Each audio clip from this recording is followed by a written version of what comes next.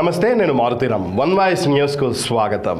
ప్రభుత్వ ప్రైవేటు ఉద్యోగులతో పాటు నిరుద్యోగుల హక్కుల కోసం పోరాటం చేయడానికి తన ప్రభుత్వ ఉద్యోగాన్ని వదిలి ఎమ్మెల్సీగా పోటీ చేస్తున్నానని పట్టభద్రులందరూ తనకు మద్దతివ్వాలని కరీంనగర్, ఆదిలాబాద్, మెదక్, నిజామాబాద్ పట్టభద్రుల ఎమ్మెల్సీ అభ్యర్థి ప్రసన్న హరికృష్ణ కోరారు.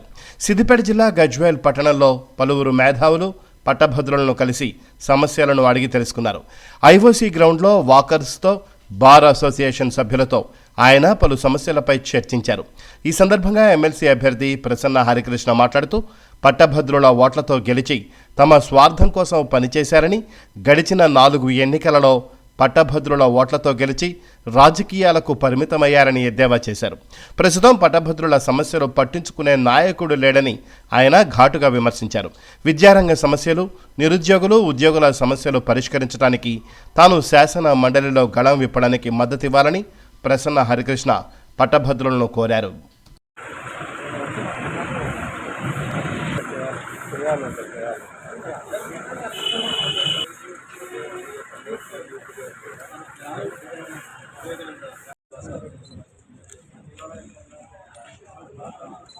सर ఇక్కడ అయ్యో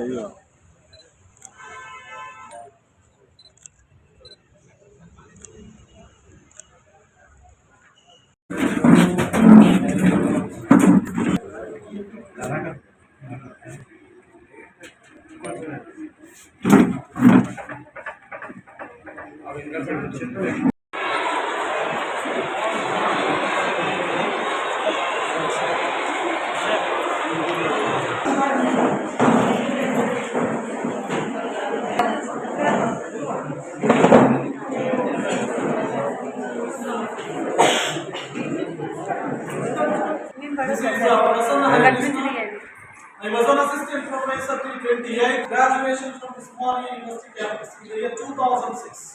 I worked for 6 years as junior lecturer. Then I got promoted as an assistant professor in the year 2013. 2013 నుంచి మొన్నటి వరకు నేను పీజీ పూర్తి చేసిన తర్వాత నా టీచింగ్ కెరియర్ మొదటగా ఎందుకైంది అంటే I've taken another course that is political platform.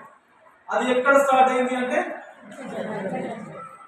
So దానిలో భాగంగానే మొత్తం ఈ నేను రావడం యొక్క ముఖ్యమైనటువంటి ఉద్దేశం ఏంటంటే ఆల్రెడీ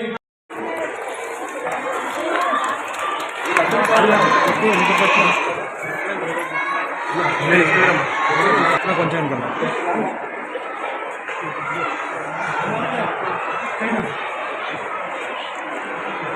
సంస్థలకు ఏర్పాటు చేస్తానికి స్టేట్ కన్వీనర్గా పనిచేస్తాను. ఉమ్మడి ఆదిలాబాద్ జిల్లాకు సంబంధించి మా అసోసియేషన్ డిగ్రీ కాలేజ్ లెక్చరర్ల అసోసియేషన్కి అంటే అన్ని ట్రాక్స్ పైన ఆల్మోస్ట్ అన్ని సమస్యల పట్ల నాకు టు కంటెస్ట్ యాజ్ గ్రాడ్యుయేటింగ్ మరి దానిలో భాగంగానే మీ దగ్గరికి నేను వచ్చాను. మనకు మార్చి లోపల ఎన్నికలు జరగడం, లెజిస్లేటివ్ కౌన్సిల్ ఈ శాసన 4 ఉమ్మడి జిల్లాల లోపల జరగబోయే గ్రాడ్యుయేట్ ఎమ్మెల్సీ గతంలో 2024 జూన్ లో పాస్ అయినటువంటి గ్రాడ్యుయేట్ కూడా ఓటు వేయడానికి అర్హత ఇవ్వాలి. ఎందుకంటే మే లోపల జరిగే ఎలక్షన్స్ లోపల ఓటు వేయడానికి 25 మార్చ్ లోపల జరిగేటువంటి గ్రాడ్యుయేట్ ఎమ్మెల్సీ ఎన్నికల్లో 24 జూన్ లోపల పాస్ అయినటువంటి గ్రాడ్యుయేట్ ఎందుకు ఎస్జిటిలకు ఓటు హక్కు లేదు చేశారు. So these are the questions from my side. నేను 2 సార్లు రిప్రజెంటేషన్ ఇచ్చాను సార్. ఏమనంటే సుప్రీంకోర్టు ఆర్డర్ ఉంది అని చెప్పేసి అన్నారు. సుప్రీంకోర్టు ఆర్డర్ ఉంది, ఓకే, నో ప్రాబ్లం. జస్ట్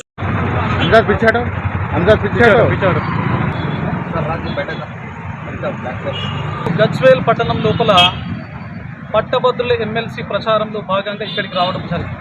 మనకు మార్చి 2025 లోపల పట్టభద్రుల ఎమ్మెల్సీ ఎన్నికలు జరగబోతున్నాయి. మరి దానిలో భాగంగానే ఈరోజు ప్రొద్దున వాకర్స్ ఎవరైతే వాకర్స్ అసోసియేషన్ ఉందో వారందరితో ఇంటరాక్ట్ అవ్వడం జరిగింది. వాలీబాల్ అసోసియేషన్కి సంబంధించిన సభ్యులతో ఇంటరాక్ట్ అవ్వడం జరిగింది. సో అక్కడి నుంచి ఇప్పటి వరకు ఇప్పుడే బార్ అసోసియేషన్ గజ్వేల్లో ఉన్నటువంటి ఈచ్ అండ్ ఎవ్రీ అడ్వకేట్ కూడా కలిసి నా యొక్క అభిప్రాయాలను వారితో పంచుకోవడం జరిగింది.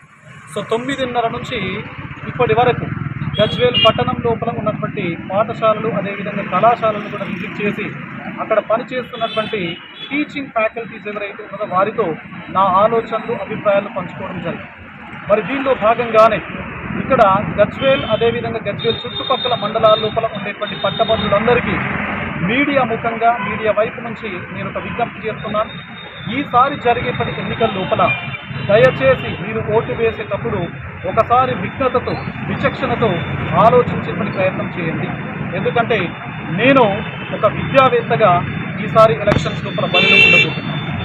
ఇక్కడే గజ్వేల్ పట్టణం లోపల నేను మొన్ననే విమెన్ డిగ్రీ కళాశాల లోపల నా అసిస్టెంట్ ప్రొఫెసర్ ఉద్యోగానికి 19 సంవత్సరాల ఉద్యోగ జీవితానికి రాజీనామా కూడా చేయడం జరిగింది. అంటే 16 సంవత్సరాల ఉద్యోగ జీవితాన్ని పూర్తి చేసుకొని ఇంకా 19 సంవత్సరాలు ఉండగానే ప్రజా జీవితం లోపలికి రావాలి అనేటువంటి ఒక సదుద్దేశం. ఉద్యోగులు, నిరుద్యోగులు, ప్రభుత్వ ప్రైవేటు ఉద్యోగుల యొక్క హక్కుల కోసం, నిరుద్యోగుల యొక్క సంక్షేమం కోసం నా 19 సంవత్సరాల ఉద్యోగ జీవితానికి నేను రాజీనామా చేస్తున్నాను. కాబట్టి ఈసారి ఓటు తెలంగాణ విద్యా వ్యవస్థ లోపల ఒక పరివర్తనానికి నాందిగా మారాలి అని చెప్పేసి గజ్వేల్ చుట్టుపక్కల మండలాలకు సంబంధించిన పట్టభద్రులందరికీ కూడా మీడియా వైపు నుంచి మరొకసారి నేను విజ్ఞప్తి చేస్తూ సెలవు తీసుకుంటాను.